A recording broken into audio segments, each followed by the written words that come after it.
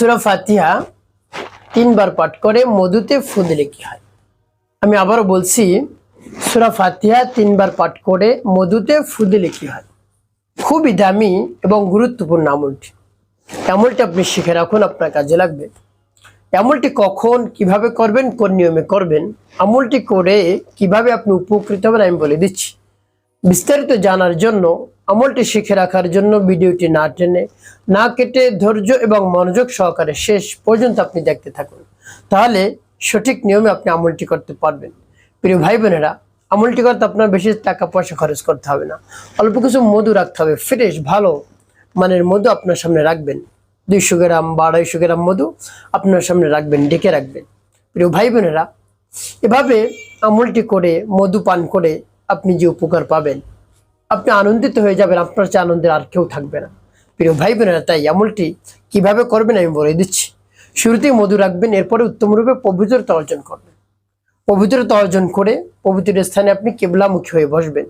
এরপরে কি করবেন? আমলের দিকে মনোযোগ নিয়ে আসবেন, কোন উদ্দেশ্যের জন্য আপনি আমলটি করতেছেন। এরপরে জীবনের গুনার কথা স্মরণ করে ক্ষমা প্রার্থনা করবেন।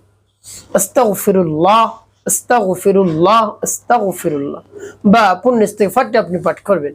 আস্তাগফিরুল্লাহ রাব্বি মিন কুল্লি যামবি ওয়া আতুবু ইলাইহি লা হাওলা ওয়া লা কুওয়াতা ইল্লা বিল্লাহিল আলিয়্যিল আযীম। এভাবে যখন ইস্তিগফার পাঠ করা হয়ে যাবে, এরপরে 3 বার দুরূদ শরীফ সাল্লাল্লাহু আলাইহি ওয়াসাল্লাম, সাল্লাল্লাহু আলাইহি ওয়াসাল্লাম, সাল্লাল্লাহু আলাইহি ওয়াসাল্লাম ইস্তিগফার দুরূদ শরীফ যখন পাঠ করা হয়ে যাবে, এরপর আপনি কি করবেন? এরপরে আপনি সেই সূরা ফাতিহা পাঠ করবেন। প্রিয় ভাই বোন, সূরাতুল ফাতিহা কিন্তু অনেক ফজিলত রয়েছে, অনেক গুরুত্ব রয়েছে। আপনি শুনলে অবাক হয়ে যাবেন। সূরাতুল ফাতিহার প্রায় 14টি নাম রয়েছে। এর মধ্যে একটি নাম রয়েছে সূরাতুশ শিফা, রোগ মুক্তির সূরা। তাই যে কোনো সমস্যার জন্য, যে কোনো রোগের জন্য আপনি সূরাতুল ফাতিহা পাঠ করলে আল্লাহ রাব্বুল আলামিন আপনার সেই সমস্যা সমাধান করে দিবেন, রোগ থেকে মুক্তি দান করবেন। তবে 3 বার পাঠ করে মধুতে ফু দিলে কি হয় সেটা পরে বলে দিচ্ছি। প্রিয় ভাই বোনেরা, সূরা ফাতিহার এতই গুরুত্ব, নামাজের প্রত্যেক রাকাতে সূরাতুল ফাতিহা দরকার হয়। সূরাতুল ফাতিহা ছাড়া নামাজ হবেই না।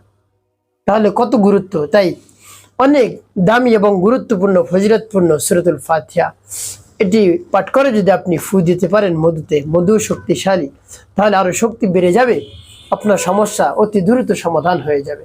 প্রিয় ভাই বোনেরা, আমি আপনাদেরকে সূরাতুল ফাতিহা বলে দিচ্ছি, তারপর বলবো কোন উদ্দেশ্যের জন্য আপনি আমলটি করলেন। চলুন সূরাতুল ফাতিহা সহি শুদ্ধ করে শিখে নেওয়া যাক।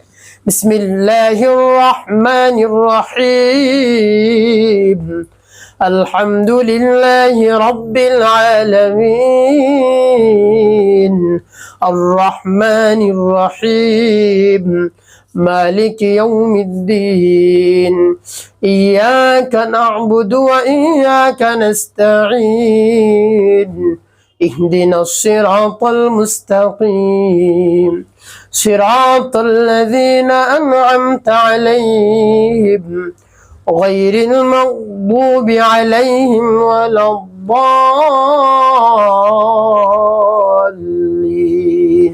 এবার যখন পাঠ করা হয়ে যায় মধুতে একটি ফু, তারপর আপনি আবারও পাঠ করবেন। বিসমিল্লাহির রাহমানির রহিম, আলহামদুলিল্লাহি রাব্বিল আলামিন, আর রহমানির রহিম, মালিক ইয়াউমিদ্দিন, ইয়াকা না'বুদু ওয়া ইয়াকা নাস্তাঈন, اهدنا الصراط المستقيم، صراط الذين أنعمت عليهم غير المغضوب عليهم ولا الضالين।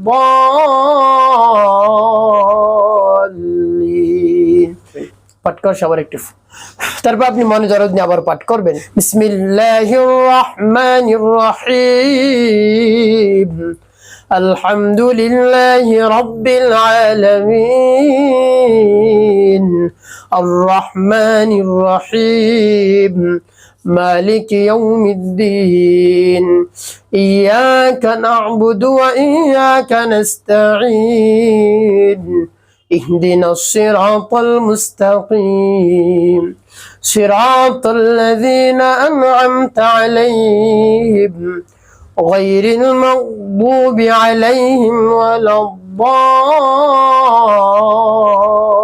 الضالين পাঠ করার আবার একটু প্রিয় ভাই কতবার গুনে গুনে 3 বার পাঠ করে 3টি ফু মধুতে দিবেন।